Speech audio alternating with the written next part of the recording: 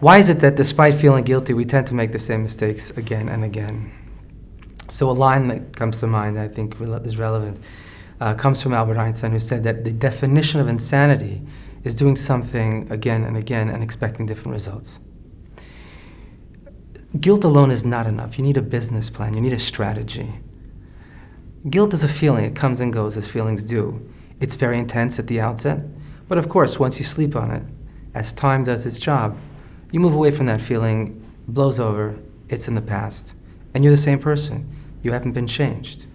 So we have to see guilt as a window of opportunity, a window in time. We have to maximize and utilize its very powerful sense of urgency, its very powerful potential for transformation. And we need to actually translate that feeling into very concrete action and a very practical plan.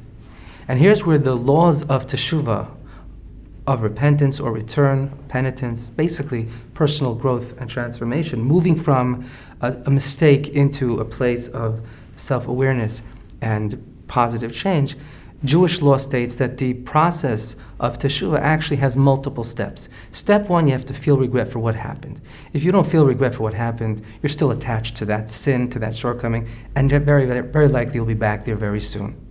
So feeling bad about it means there's an inner disconnect with that action, and you recognize that it does not reflect who you are, and that brings on feelings of remorse and deep regret. That's only step one.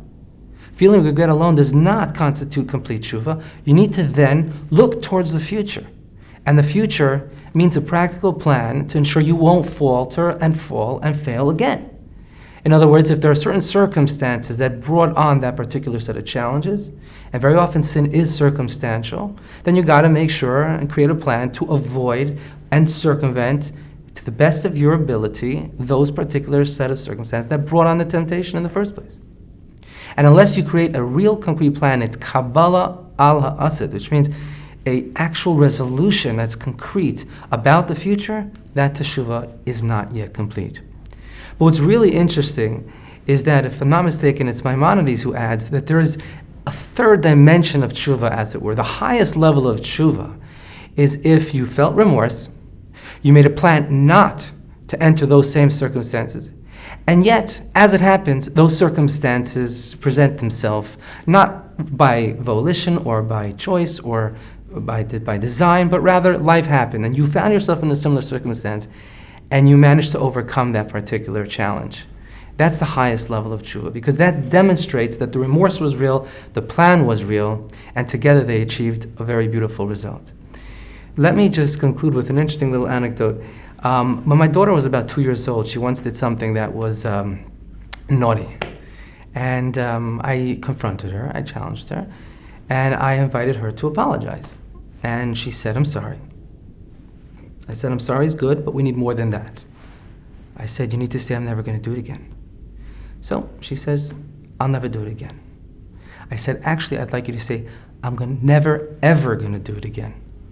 And she said, "No. I'm ready to say I never do it again, but not never, ever."